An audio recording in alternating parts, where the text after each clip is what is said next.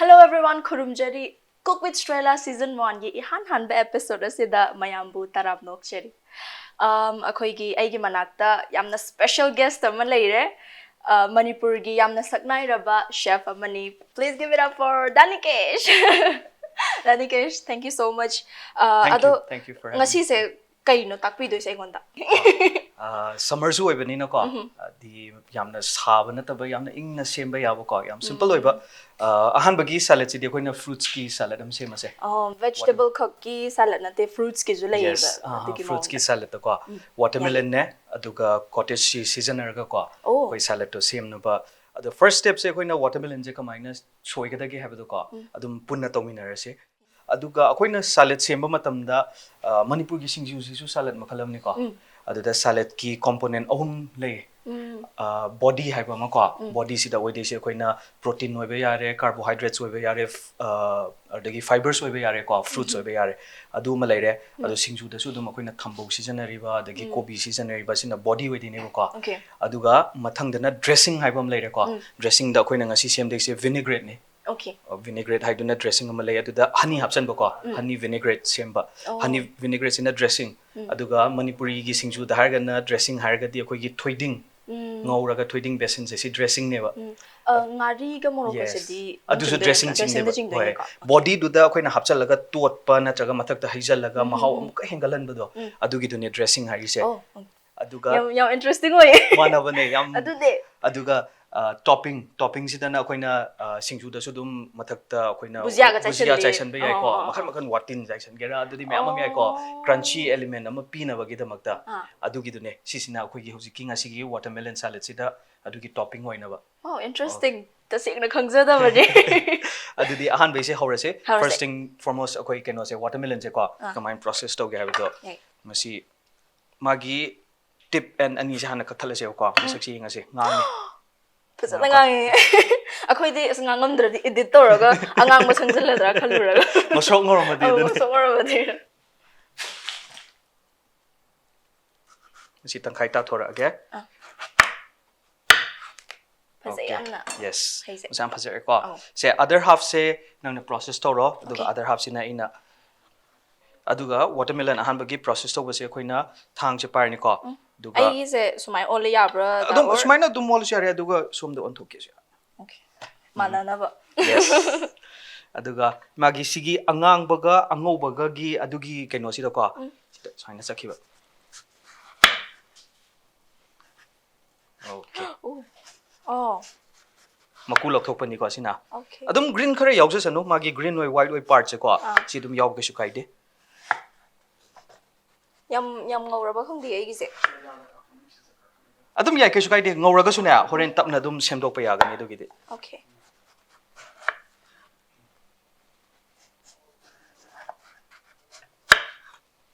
chef ki de loi gi do rai gi war hore yara bisi angau ba khaga dum yaw ke su kai de ko okay yo hol duga horen loi rak pa dum ahen ba angau ngau je saina dum lok thok ki bi wa yes akhoi gi di watermelon khaibada kaino tawna de maku se khokna de na hadi job khaidala ta chabalina maku si su dum kaino season ba yai ko si maku se koina grinder da ta khairaga magi juice sem ba yai healthy juice yes green noina torga healthy juice ama adum hawbane mathang da try torse ai yango ba parsa to thoraki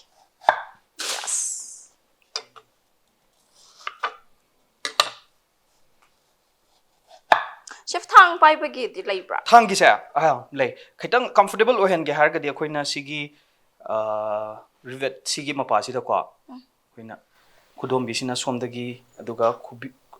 khubi na som side ko khudom bi par ga sumaina sior ga di high da ko sida par ga di mo high bagi chances wange ba ko aduna magi adugi da aduga sigi se sumaina konjan gi ba oh saina kon natraga di horen chora ko matam da sina kakpagi chances wange ko na si konjal la thamgi ba duga si orga di saina chora su somdei chora su choroi ba stable war ni form moina la yes ai nei thara ke di ai su dum continue to ge ko ngo se lok thoga Masi watermelon se karigumba akoina bazar dagi fresh lairi e hairaga su ko fridge da dum ko pung mari manga thami ing ni go hen magi texture do crunchy oraga haw hen ba aduni akoina singju gumba aidi salad ki mari sarmni singju gumba chaba kan di fresh se dum hawi dana ama adum akoina soidoga ngak soidringai de ising da tingba su dum yawgane thambose ising da ngak tingaga ko dagi kaino su kopi su ngak soidoga thamba mana masin sing do man thoga an khudak ta semba budi ko heklera pa khudak ta semba budi ha cham thoga cham basi da dum kanghallaga ga tawbudo akoina ising da han ba cham basi da ma se rehydrate tawgrani na vegetable se aduga muk ngak kangan bado adu da manung da di chupsalor ga ising do adum crunchy or lebedo vegetable yes ya dress yani adu chap sare sorry se la topi rage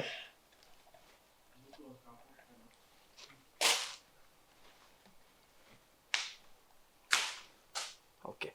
adagi akoina watermelon se any shape ta kakpa yare ko slice ka kera dice ka kera adagi cubes ka kera ado Strela rang di kar momong da kakningi adagi scoop to wasu yai ko scoop sina ai hana sigi se kakla age ba ko ai sina muk smaina yamna simple oi ba kaino da ka age tangkhai ta to matung da gi tangkhai sida almost ko inch tangkhai inch ama mukti phadre ko dugi chang sida ka aga saina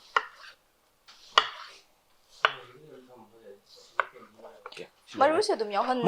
maru watermelon maru se chaba da dum phai hai ba ko adu ma kesu harmful oi de sada ai na sumaina ko cubes cubes dices cube ta ka age ko aduga khoina ball am da transfer torse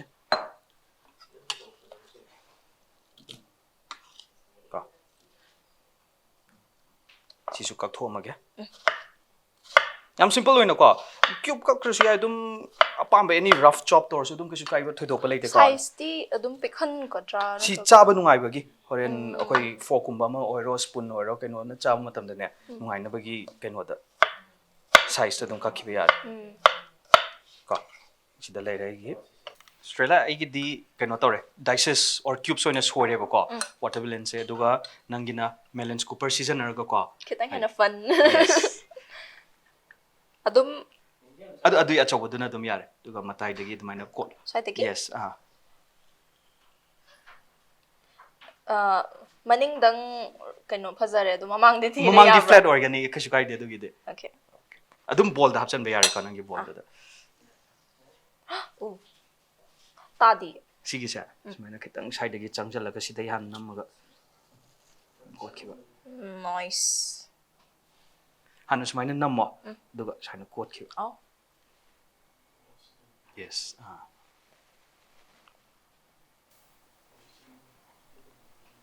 yes deni masi phajana scoop tok thok pa yare ko aduga scoop to boda khoina khara budi lemong ni bo ko trimmings kai ka madugi do dum hundok ta bi da marak ta soijala hapchan su yare ko aduga khitam phajan gi har ga dina kan da juice kum ma sema ga dum watermelon juice sema ya manghan da na ba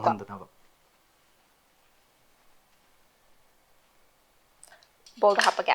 bowl da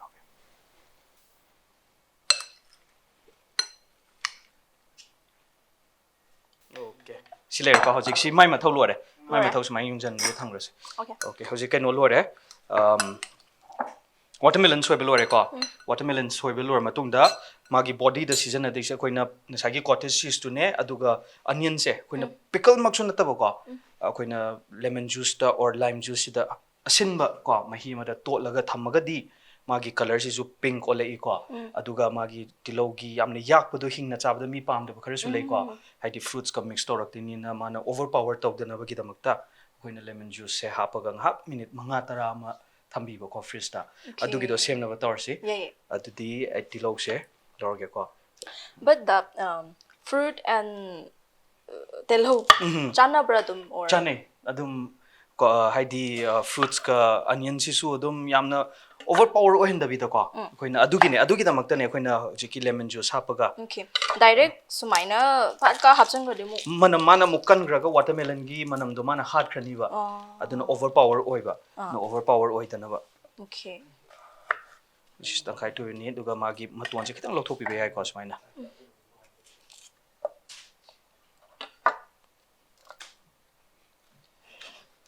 ai love se layer layer ma mange ko idune ꯃꯗꯨꯒꯤꯗꯣ ꯁꯤꯖꯤꯟꯅꯕ ꯌꯥꯅꯤ ꯁꯤꯒꯤꯁꯦ ꯑꯩꯈꯣꯏꯅ ꯁꯨꯃꯥꯏꯅ ꯂꯧꯊꯣꯛꯄꯤꯔꯅꯤꯅ okay ꯁꯤ ꯑꯗꯨꯝ ꯑꯩ ꯁꯤꯖꯤꯟꯅꯔꯛꯑꯒꯦ ꯍꯣꯏ ꯁꯤꯁꯤꯃ ꯑꯗꯨꯒ ꯇꯪꯈꯥꯏ ꯇꯥꯊꯣꯛꯈ꯭ꯔꯣ tangkai da thoga chamdoi na cha ꯇꯪꯈꯥꯏ ꯇꯥꯊꯣꯛꯑꯒ ꯑꯗꯨꯝ ꯅꯪ ꯃꯇꯣꯟꯁꯤꯒꯤ ꯃꯥꯏ ꯃꯇꯣꯟꯁꯤ ꯈꯤꯇꯪ ꯂꯧꯊꯣꯛꯀꯦ ꯍꯥꯏꯕ ꯌꯥꯏꯀꯣ ꯑꯗꯨꯗ ꯑꯗꯨ ꯌꯥꯝꯅ ꯀꯣꯟꯁꯦꯟꯇ꯭ꯔꯦꯇꯦꯠ ꯑꯣꯏꯕꯅꯤ ꯃꯥꯁꯦ ꯑꯗꯨ ꯁꯨꯃꯥꯏꯅ ꯑꯗꯨꯃꯥꯏꯅ ꯀꯛꯑꯁꯨ ꯌꯥꯔꯦ ꯑꯗꯨꯒ ꯁꯤꯒꯤ ꯊꯥꯡꯁꯦ ꯄꯥꯏꯔꯒ ꯑꯩꯈꯣꯏꯒꯤ ꯃꯇꯣꯟꯁꯦ ꯁꯨꯃꯥꯏꯅ ꯈꯤꯇꯪ ꯀꯛꯄꯤꯕ okay got it ꯌꯦꯁ ꯑꯩ ꯃꯁꯤ ꯐꯖꯅ ꯆꯥꯝꯊꯣꯔꯛꯑꯒꯦꯀꯣ masini chef leibagi kanaba aina samna rasu yare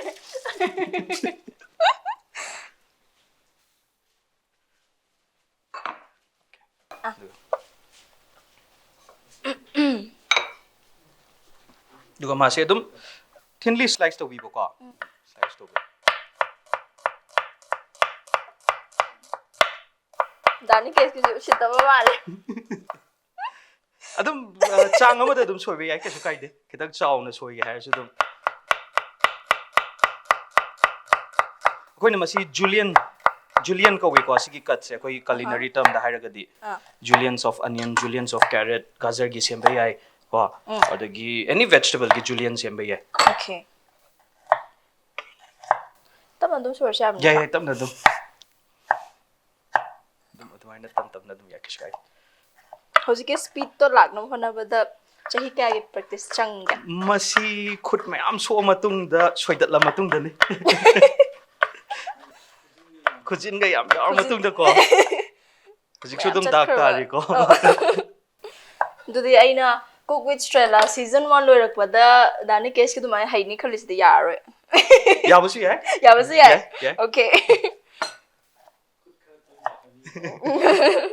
ꯈꯨꯠ ꯈꯔ ꯁꯣꯛꯑꯒꯗꯤꯀꯣ khut khara soga ꯒꯥꯔꯤꯁꯤꯁꯨ ꯊꯧꯔꯒ tura ꯊꯧꯕ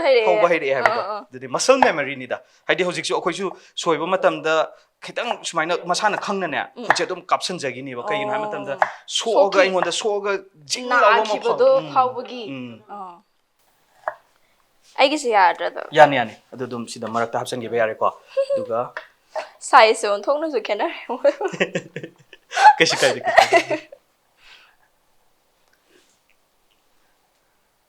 ꯑꯣꯀꯦ ꯑꯗꯨꯒ ꯑꯩꯈꯣꯏꯅ ꯍꯧꯖꯤꯛ ꯂꯦꯃꯟꯁꯦꯀꯣ ꯍꯥꯏꯐꯦꯠ ꯂꯦꯃꯟꯁꯦ ꯃꯍꯤ ꯑꯃꯨꯛꯀ ꯍꯦꯟꯅ ꯊꯣꯛꯅꯕ ꯂꯥꯏꯝ ꯀꯣ ꯂꯥꯏꯝꯁꯦ ꯃꯍꯤ ꯑꯃꯨꯛꯀ ꯍꯦꯟꯅ ꯊꯣꯛꯅꯕ ꯑꯩꯈꯣꯏꯅ ꯁꯨꯃꯥꯏꯅ ꯔꯣꯜ ꯇꯧꯕꯤꯕꯀꯣ ꯁꯨꯃꯥꯏꯅ ꯍꯥꯏꯐꯦꯠ ꯑꯗꯨꯒ ꯇꯪꯈꯥꯏ ꯇꯥꯊꯣꯛꯄꯤꯕ ꯌꯥꯔꯦ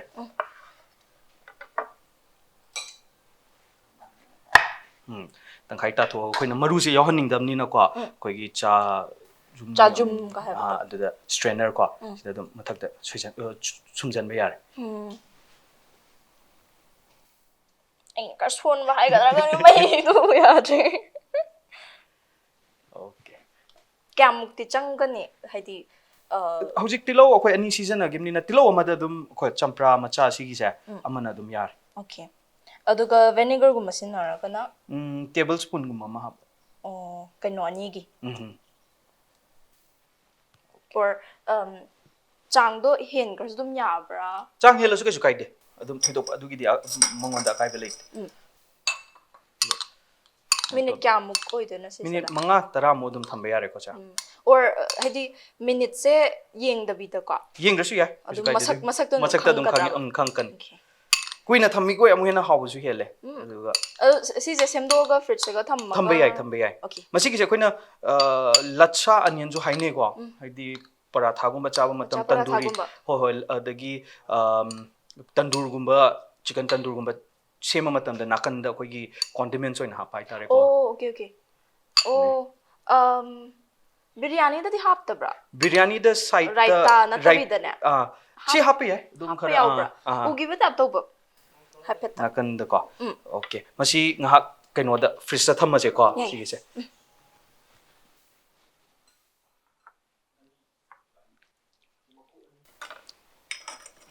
okay now salad ki body akoi semgre aduga cottage cheese su lei ri ko si adum tham ki si horen dor pada season na ba aduga marak sida akoi na dressing sem ba je ko masi ki sem na se dum punna to minar se ko da glass jar ma tham si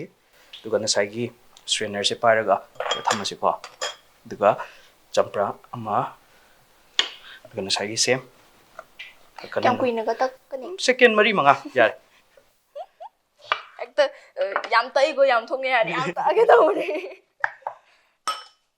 masigi maku asang basina kalamansi su hainei ko adagi kaino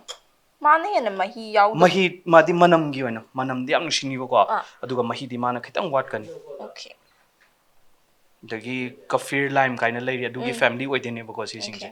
manam di am khitang ju kan ni ma ji ko aduga manam am nusiba aduga mahi di khara wat pa man Si se maitai champra. maitai champra ga adu su manaba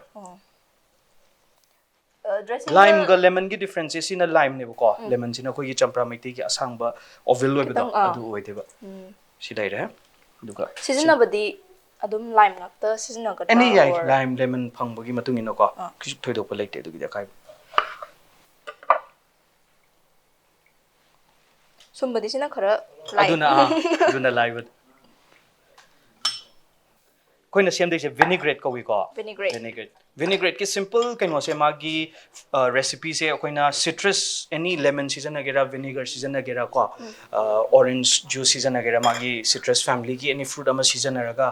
lemon siga 1:3 haidi akoina si lemon juice around 20 ml muk oram gani ko sida akoina 10 ml lo ren khalo ne ko 10 ml lo ga di akoina 30 ml of oil season aba okay 1:3 adugi magi ratio dune ko duga salt pepper koina hamning ba chili flakes hap kera adugi de koina pamjaba seasoning atop ama ekta hap yai ba ko adu koina hojiki lemon 10 ml aduga oil da keno 30 ml lemon lime juice magi do season ar ko dune akoi masi charak pa dum 15-20 ml mu oram do male ba ko masi leire duga sida koina so sida is a third part three parts of oil hap kada ko na chang je dum khangani duga koina 3 parts of oil happy ko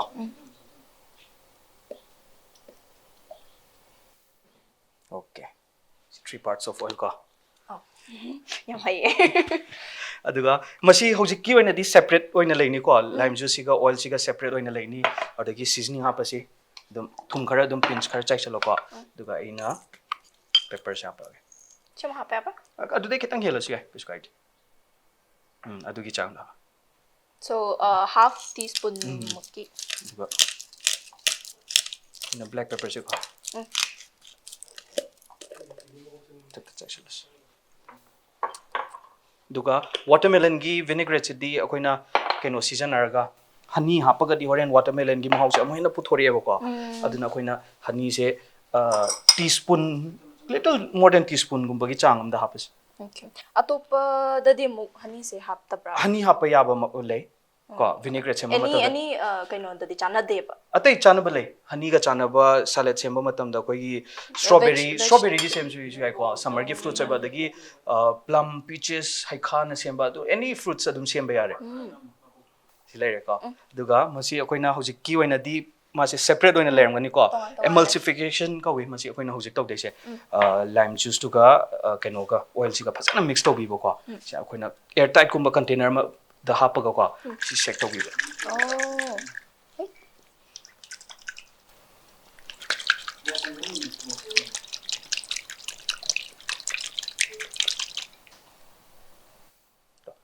masini ko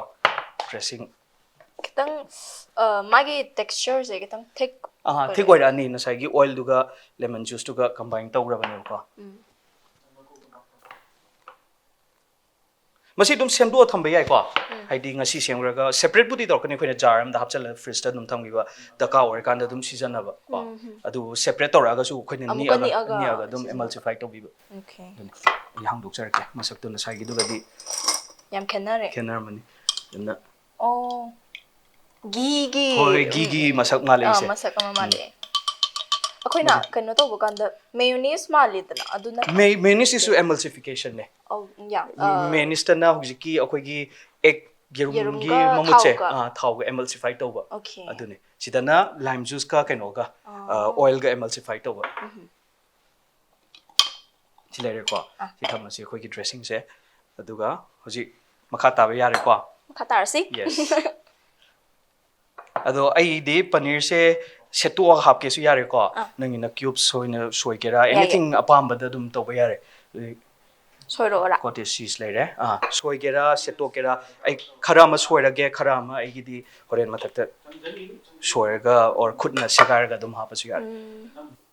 karambanadi like prefer to madi sigina muk aina sai dices ka kimni na ko shape se horen segai bana khutna segai bana phajaba hele ko adu nangina muk melons cooper na taw gibni na magi different oiba shape ama tawga dem hena phajar kani aduna sumaina cubes oina ko sumaina soibana phajado male nangida yai soiradi edita awa tawdu na tra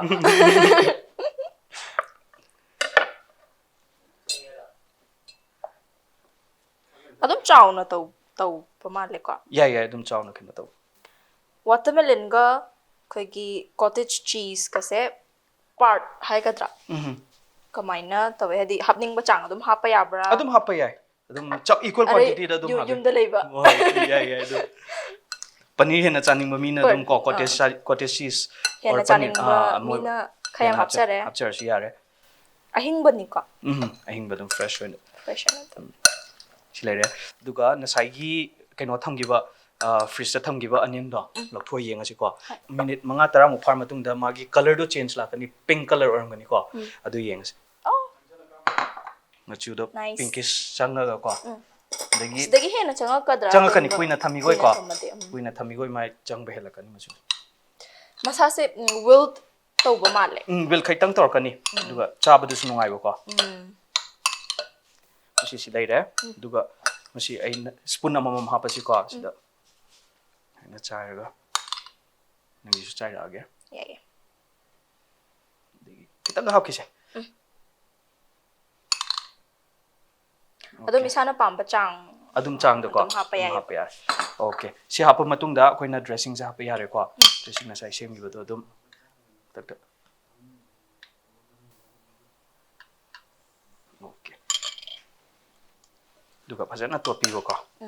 dressing gum bazidi da chang se labra or chang se hoi yamna cholaning da ba salad haidi dry hoina chaning badadi yam happy da ko duga sidadi dum fruits yawbani na magi water content do yam bani na kasu kai de dum mahi thola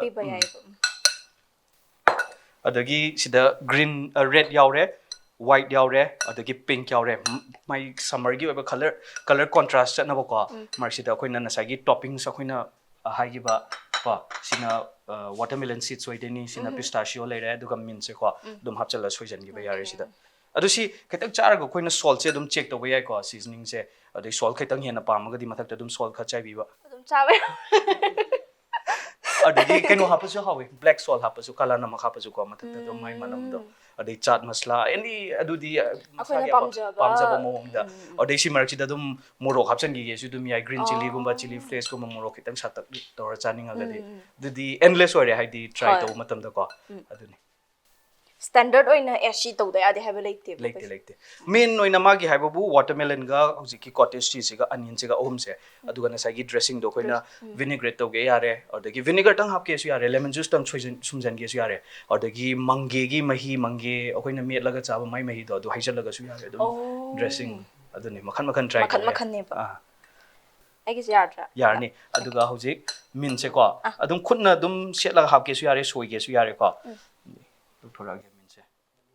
khala hella khutna dum soi jala ge ya khutna dum saina pat that ki badum yai yamna simple oina saina do ai red ta green hapchan badum masak phajaba ne ko adui my freshness ula kani min thapagi hoi min se badum fresh oi adagi any adum hapa matam any dish ta dum di freshness bi ko atopa example ni ko da kaino gi vegetable gi salad se men khala se ba adasu dum min sem chana bra min se chani min se dum any mostly akoi gi kaino Southeast Asia oi ba akoi Asian country gi salad sing se dum min thapa da dum chani chani topi do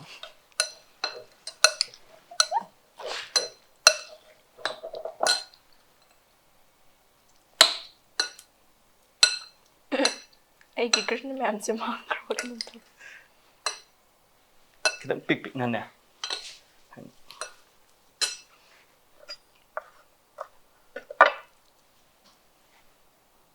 yes okay duga koi loirapagi timing sida si almost loirabani ko sida magi kano hape topping su dang hape dang mangai re sida duga plate amam lor si ko karamba plate sida to gera Bani ke sanong khanbiro duga si milky kano lore duga sagi topping sa ni do ko si I hape choida age ko masa phajana ba si su pistachio si su green ni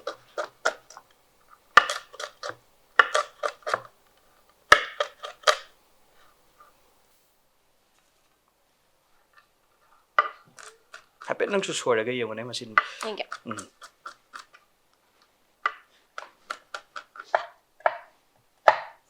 dum roughly chop to bukash kai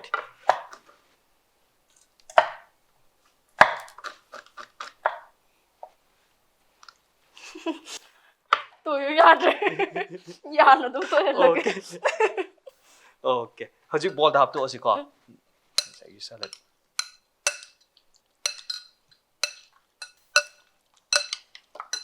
okay siam sigim house adum lo salty so khitang oraga ko oh loisalasi nabahu first kisi dum nang su dum side ta keno tawro ko okay adu akoina plate ama to ko dum hap tu ase masi mai mehi su dum yaw ba su kai de ko mehi su haw bani horen salad ka chalu ra kan dum asi dum thak pa dum haw bani oh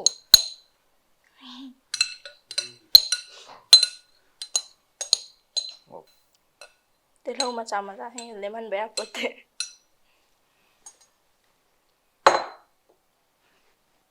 okay duga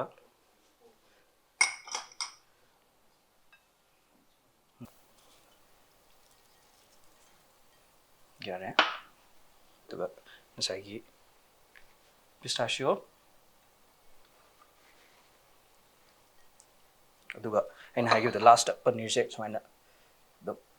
khara setla crumble torga ko aduga sai khara chai gi masak phajana ba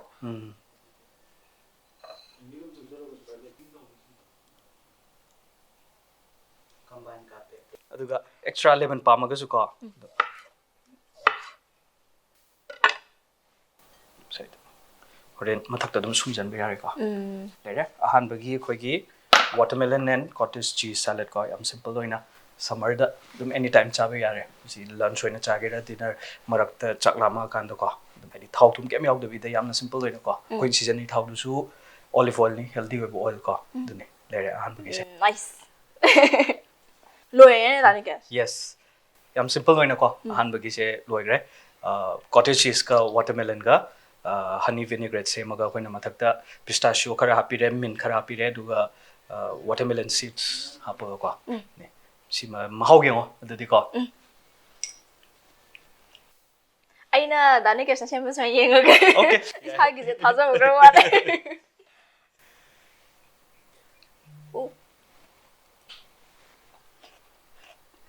summer refreshing mint khatanga yaurga ko thabo ko wan chalura halakpada ko na kama hin yam fresh oi ba mint yaw bagi hena fresh oi redra aduga chumme dressing se kitang salty citrusy sweet salty citrusy ko yengo da anh xem chưa okay aidi haipet na sai mahi mai dressing do kitang lupa ka ko adagi mint ka adagi tilog si su ko kitang yaur ga magi different flavor ma thola kani machine ai sure mine tao ke hao ba anh xem hao ba how yes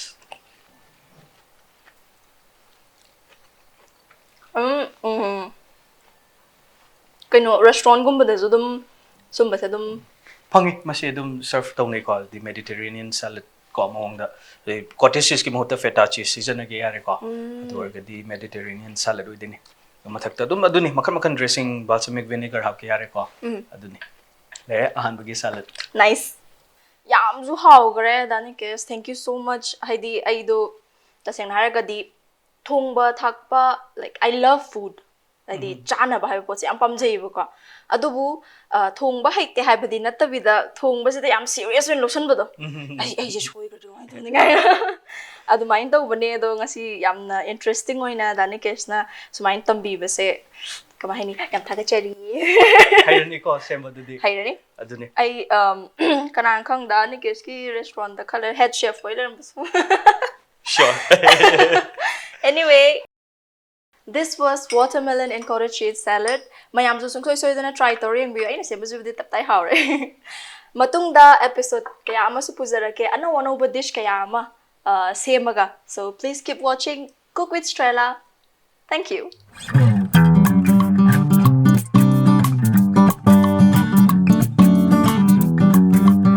Size of the